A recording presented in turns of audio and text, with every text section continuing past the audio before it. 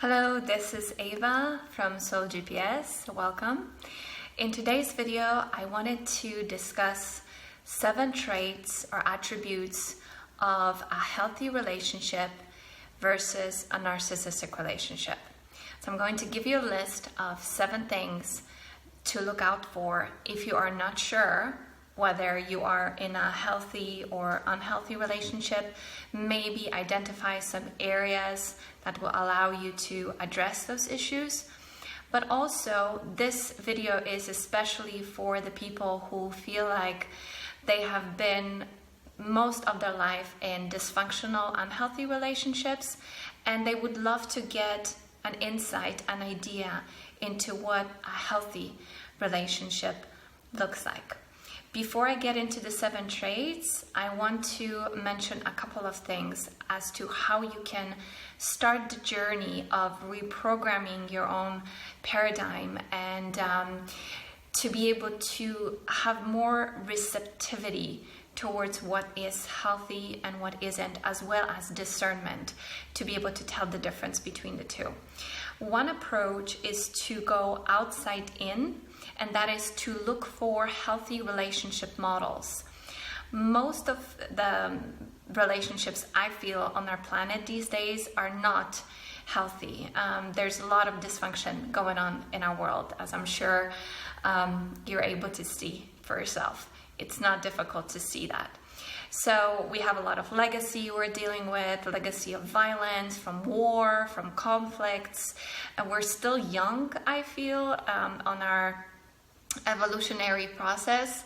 So we're still learning, we're still fine-tuning things, and it takes a lot of awareness and wisdom in order to make a relationship really constructive and positive. It takes a lot of work as well. So it's not easy, which is why most relationships don't work out in general for us and individually. I mean, if you look back at the relationships you've had in your life, probably most of them didn't work out, because otherwise you wouldn't be here, right? It's usually just one that makes it, or maybe several that make it for long enough of a period of time until it's time to say goodbye and do something else. But it's just in general, just want you to put this into perspective that most relationships don't work out. They work for a period of time, or they're dysfunctional from the start, but they don't. So how do we go about finding good models? Maybe you've been lucky enough to have one in your own family, whether it is your parents, maybe it's a brother or sister or cousin, but you might be able to detect or spot that there's something good here, that there's something functional here. So it's good to inquire. I know some people in my life that I have met in the recent years that really do have, this is not a perfect relationship, there isn't a perfect relationship, but they have a relationship that's good enough that made me curious. So I started asking questions. I started spending time with them to soak up the good vibes and learn more, to expose myself to something functional. So that's one way to go about it. It's a good way to go about it. Now, there's another way to go about it, and ideally you combine the two. And the other way is it's the inside-out approach, and it's about creating a better relationship with yourself. Right? And if you're here, if you're watching this video, if you've been through dysfunctional relationships, which shows you the contrast of who you aren't typically, so you learn through what you're not. An interesting quote that comes to mind of an author who used to write about aliens and vampires. And I remember reading an interview with her, and she was asked, like, why do you write things like that? And she says, well, that's because I'm curious about humans. I'm curious about humanity. And I find that the best way to learn about who I am as a human is to explore who I am not.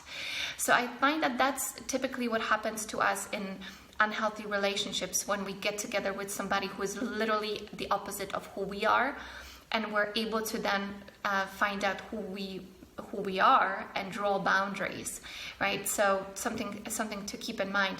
So the way inside out is to learn who you are, to create a better relationship with yourself, to forgive yourself, to learn to let go of a lot of things, and also to figure out your own inner blueprint and learn tools and techniques to let go of the things that you no longer need to carry. So you have a lighter load and you can go through your life a little more lightly. You can go lightly on your feet. So this is a whole other topic, getting to know yourself. And of course, I touch upon this in most of my videos, but I just wanted to kind of put this video in perspective that, to build a healthy relationship, you really do need both. You need to have a model, and you also need to know about who you are and learn to have a positive relationship with yourself, love yourself, or at least like yourself, so that then you can create a partnership with another person. So then I have some notes here. I'm going to bring them up here. I want to talk to you about the 7 traits of a healthy relationship. The first trait is honesty. And now I want to put a little asterisk here, because this does not mean full disclosure. There's a big difference between the two. So I used to think that in order to be in a healthy relationship, I needed to tell my partner everything, and I mean everything. And of course, if you are like me or anyone else on the planet, there are things we've done in our life that maybe we're not particularly proud of, maybe we're even ashamed of them. So the idea of getting into a new relationship and going through this full disclosure can be absolutely terrifying. And this is something I learned actually somewhat recently, that it is absolutely not necessary to have full disclosure. There are things you've done in your life that you don't need to share. I mean, we've all done stupid things when we were young. That's one thing. The other thing is, who cares about how many partners you slept with? Who cares about the things you did behind closed doors? These things don't matter. And especially if you've been in a relationship with a narcissist, because they often push you to do things that you're definitely not going to be proud of, and they will hold it over your head as a kind of a threat or some kind of a tactic of manipulation, that they will tell you that, oh, because you've done this, now you're dirty, you're tainted, and nobody is gonna ever love you. So be wary of that, and know that this is part of your life. This is part of your past. You are a thick, dense book, and you do not need to let your new partner read every single page. In fact, would you want to know everything about that person? Probably not. It's not necessary. You're building your life from the point you meet onwards. And of course, general things like, your family, do you have siblings, what are your aspirations, what kind of work you've done, what do you like, what you don't like. These things, they come out in the relationship, but you don't have to just sit down and be like, okay, this is who I am, right? And just tell it all out. If you're with a person who demands knowing every single thing about you, then you may be actually with a toxic person. You may be with somebody who is purposely fishing for information that they would then later use against you. So take your time in your relationships. Do not feel obligated to say everything about your life. You absolutely don't have to. And forgive yourself, right? So I think, but still have honesty. And what I mean about honesty is what is happening here and now, right? I wouldn't hide things that are really important. I wouldn't do things behind their back. I would be fair with them, and because that way you also fair with yourself and you're building your own integrity. Now, an unhealthy relationship, a narcissistic relationship, is going to be filled with secrets. There's a lot of things that narcissists do that they don't want you to know about. They live a double life. They lead a secret life. They're also pathological liars, so they're going to skew reality and tell you things that are not real, or hide the real things from you and tell you a different version, whichever one is convenient to them. So they are they're marred with the dishonesty, these unhealthy relationships. I want to mention one more thing, which is something that's more typical, maybe not so much of a narcissist, but of somebody who's emotionally unavailable. And I think this is important because it can be confusing if you're in a relationship with somebody who is like that, because you may be wondering, am I with a narcissist? What's going on here? This too is a whole other topic that would take a series of videos, and maybe one day I'll make them. But I want to bring this up because there is this concept of brutal honesty. What emotionally unavailable people do is because they don't care as much and they're not so connected with feelings, so their empathy is not as high as a normal person's would be, let alone an empath's, they may tell you things that are hurtful, and then they'll just say, well, I'm just being honest with you. You know, you got to accept that. I'm just being honest. And they think that that is the right thing to do, but it's still hurtful. It's not sensitive. They don't take into consideration the feelings of another person, or what I like to call from yoga, non-violence, right? In yoga, there's, in Ashtanga yoga, something I've studied, and I've mentioned this in other videos, but I'm going to mention this briefly here. There's this really beautiful, incredibly advanced, wise system of the order in which we operate in order to minimize suffering. And the first limb of Ashtanga yoga is nonviolence, and the second limb is honesty. And there's a reason why, or truthfulness, and there's a reason why they're in that order, is because it's sometimes better not to say something because it's going to be violent, cause suffering for another person, than to actually say it. So you got to be able to discern what is appropriate, because some things that we say that may be true, but they may be hurtful. Is it worth it? So this takes some fine tuning. And if you're in a relationship with somebody who may be loving, maybe not manipulative like a narcissist would be, but may be emotionally withdrawn and disconnected from their own feelings, therefore they don't acknowledge that connection that you may have with your own, and they will say these things to you. But I want to keep moving forward, because again, this is a big topic. But moving forward to point number 2, after honesty, is kindness, and the two are quite related because of what I just said, right? So a relationship that's healthy is going to be filled with moments of kindness. This is going to be a fundamental cornerstone of a relationship, when you will think before you speak. You will consider the feelings of another person. Whereas in a narcissistic relationship, now we're dealing with manipulations, tricks, criticisms, and undermining comments to put you in the one down position. So here we're dealing with put downs, we're dealing with a variety of aggressive moves in order to keep you in that wounded place. Because when you're in that wounded place, you are off balance and you're easier to manipulate. So trait number 2 of a healthy relationship is kindness. That's right after honesty. And actually, they're in no particular order. But a relationship that's unhealthy would be marred with secrets, deceit, and also criticisms to keep you in that hurt position. Number 3 is respect. So if you're in a healthy relationship, you treat the other person with utmost respect. You treat them as a sovereign individual who's free, who's entitled to their own opinions. It's okay to disagree. It's a person who you treat the way you'd like to be treated.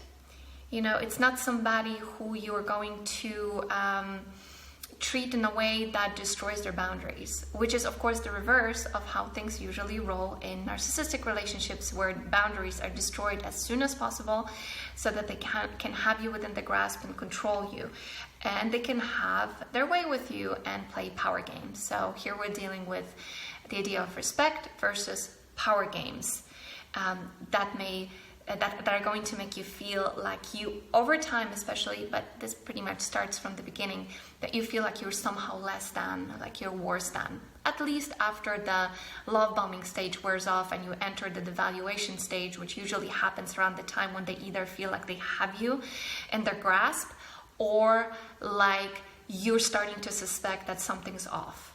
That's when they usually start to get aggressive. So they will be playing power games with you to put you in your place. That's anything but respect. That's deep, deep insecurity. Number 4, the relationship that's healthy is openness and love-based. So it's about connection. It's about not necessarily right away falling into that enmeshed stage that a narcissist wants you to fall into with them. So it's like quick, it's intense, and before you know it, it's like your world is one. The two become one. And it sounds nice romantically and stuff that happens in movies. Now remember, a movie or a book usually takes place within a short period of time. You only have a couple of hours to put a romantic story on the screen. But life is time. Life is series of events and occurrences that occur in specific succession to bring you closer together. That ideally takes time, between 6 months to a year. Sometimes, it takes a lifetime to get to know somebody. Really, it does, because, we're changing all the time. But the intention behind it is to be open and to get closer with time gradually. The journey is beautiful, it's exciting, it's wonderful. You feel that, that arousal, that excitement every time you cross another threshold of closeness. Often happens when you go through a difficult time together, when that person's really there for you and you're really there for them. So it's a slow process, but it's more solid when it happens slowly. A relationship with a narcissist or narcissistic relationship is fear and insecurity based. So instead of love and openness, we're dealing with fear and insecurity, the opposite, right? So here you can now maybe more clearly see that they have a very much of a vested interest in speeding things up so that you don't really fully see who they are. If they can make you fall in love with them quickly, then you most likely will have blinders on and not pay attention to the nuances, which really disclose the true nature of this relationship.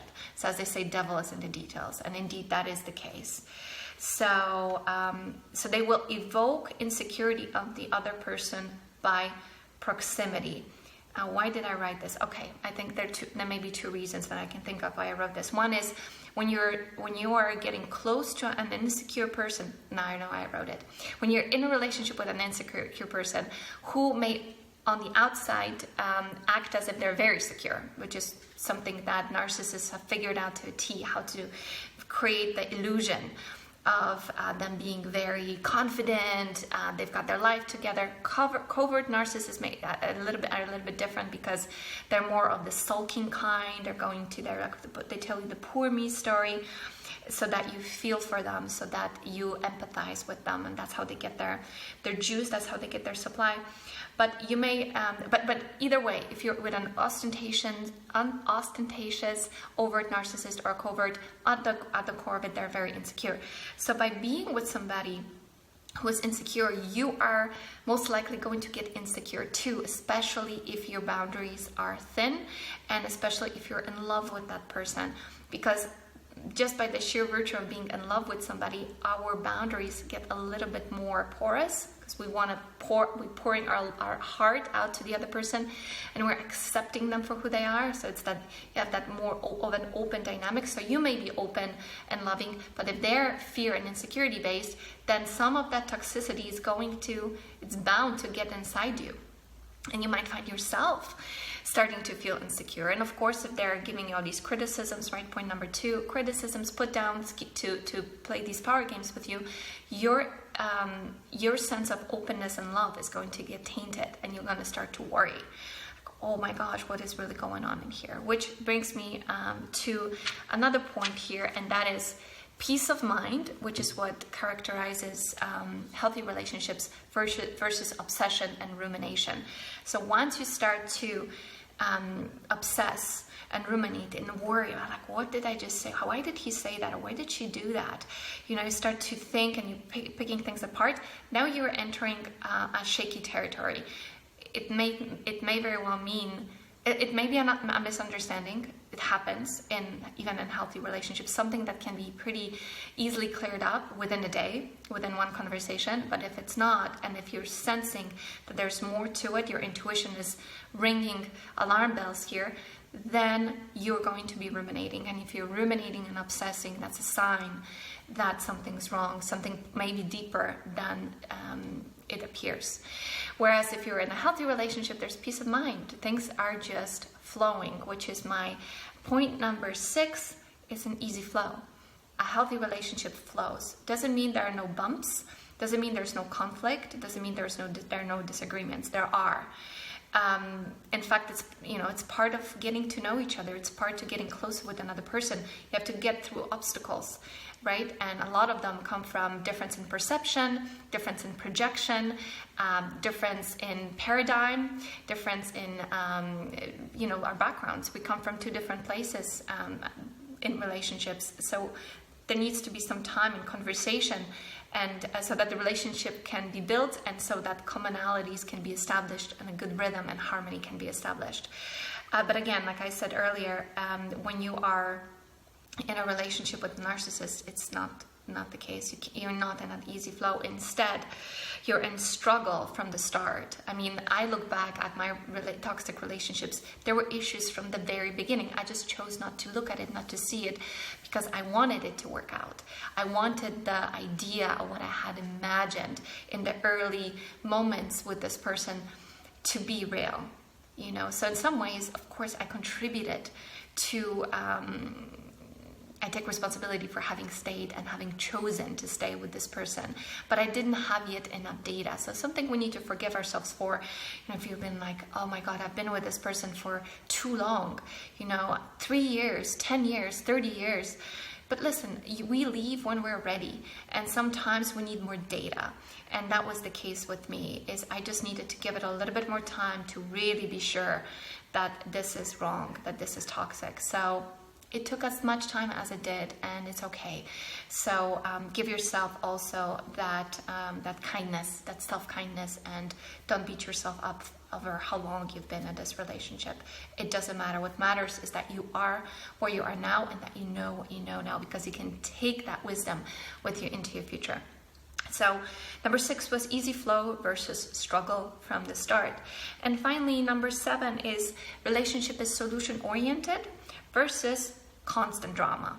So narcissists feed on drama. They love chaos, because when it's chaos, attention is not on them. They can put their attention on you. This is a perfect breeding ground for negative manipulative tactics, such as blame shifting. When there's problems, when there's drama, and you are pulled into it, now you're a participant, so they can point at you and tell you, well, look at you.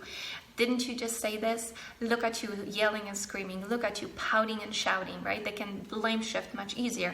But they also thrive in that. This is how they get their dopamine fixes. While we get our dopamine fixes, or a healthy person, I've not always been healthy, so I shouldn't say we, big assumption. I also have my moments still where I catch myself thinking things that are just completely not true. So it's just traps of the mind. But these days, I get most of my dopamine fix when I get things done, when I check something off my list, when I record a video, right? When I post a video, when I have a good session with a client, I get excited. Even a silly thing that I would do was I got myself a 2,000-piece puzzle, and I would put these puzzle pieces together, and I would be like, I'm addicted to it. I would spend like sometimes 2 hours putting this puzzle together, listening to some podcasts. It was great. It was good fun. But then I'm like, I need to look into this deeper. And it turns out that every time, indeed, you put a puzzle piece in its place, you get a dopamine burst. So constructive things, putting things together, accomplishments, and so on. Whereas a narcissist gets their dopamine fix by power games, by winning an argument, no matter what it takes, right? By doing something that's outside the bounds of what's okay, right, moral, legal. You get the point. Especially psychopaths are like that, because they're so, how to say it, I almost feel like their volume, their emotional volume of anxiety, fear, what have you, heavy, intense emotions have been turned up so loud for so long, it's almost as if it burned through their nervous system, that now the only thing that gets them going is doing something that's so intensely out of the bounds of normal, so that it spikes that feeling of aliveness. So drama, they love drama, versus a solution-oriented relationship where you want to come to that moment of peace. Peace is your objective. So when there's conflict, when something's off, both of you rush to each other and want to have a discussion as quickly as possible so that the conflict is resolved, so you can enjoy your company, so your life can go back to that peaceful and easy state. So these are my 7 traits. And I want to mention one last thing before I sign off today, and that is the idea of no expectation. No expectation in a relationship. It's a really nice idea, and it's a viable idea. I'm going to explain how it is a viable idea, because I often say in my videos, and I may seem like I'm contradicting myself, but I often say in my videos that you need to know what your needs, desires, and expectations are before you get into a relationship. And yet, as you get into a relationship, it's a very healthy thing to let go of your expectations, and allow it to evolve however it wants to, unfold however it's meant to. And here's why it's not contradictory, even though it may sound like it is that the idea of having an expectation for the relationship you want to have, such as, for instance, I want my relationship to check off as many of these 7 traits that Ava just gave me, right? That could be an expectation. But it becomes almost like an intention and a way of orienting yourself towards the future, because you know now what you want. You're bathing in a feeling, in a state. You're bathing yourself in that state, so that when you meet new people and you get anything but feeling of peacefulness or solution-oriented conversation or kindness or respect, then your flagging mechanism will start to activate. You'll be like, oh wait, this feels off. Maybe I shouldn't spend too much time with this person, because this might not lead me where I want to go. So that's what it's for. But once things check off, and you actually find someone with whom things flow easily, with whom you can talk about things openly, where you feel like you don't have to compromise yourself and your own goals for the sake of this relationship, when you feel supported and so on, then you can let go of all those expectations, because all the boxes are checked off. The relationship is already off to a good start. There's no rumination, no obsession, there's peace.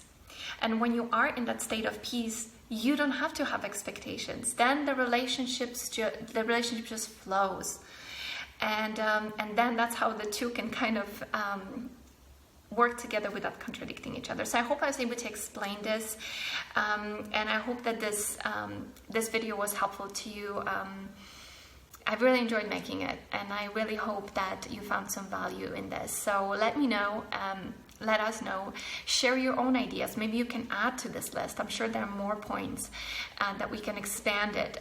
Let us know what your experiences have been with healthy relationships. How did you find healthy models? Maybe you have some good ideas. Maybe if you didn't have any healthy models, you can share that too, and maybe you have some ideas as to how you can change that process and start to think outside of the paradigm that you've been inundated with thus far. So this journey is about opening your mind to new things. It's about broadening your perspective. It's about coming out of the world that you've been living to see that there's a vast, vast reality here that we can play with and explore. So before I sign off, I just want to mention that I do have a new program that I launched. It's live on my website right now. It's called Unchained. The links are down below, and it's about helping you break a trauma bond with a person who is toxic to you. It really helps to explain in this program. If you go through it, you'll really understand what the trauma bond really is, what are the mechanics of it, what made you stay as long as it did, and what is the roadmap of coming out of such a relationship and healing yourself, going through processes and stages of recovery, which come in a particular order that I have designed, which I think is an order that's sustainable rather than trying to do everything all at once. So I invite you to join. We have quite a few people here in the program already. We're sharing our stories, so there's a sense of community here as well. It's close to 15 hours of footage, and a lot of material. Took me most of 2018 to put it together. So it's been a labor of love. So I'm very happy to bring this to you and share it with you. So it's called, again, Unchained, breaking your bonds with people who have betrayed you. And I want to invite you to join our community if you feel like this is something for you. Otherwise, I wish you all the best. I wish you many, many beautiful, healthy, insightful discoveries about yourself, great times with yourself, and also beautiful, constructive, lovely relationships now and into your future. Thank you so much, and I look forward to connecting with you in another video. Bye bye.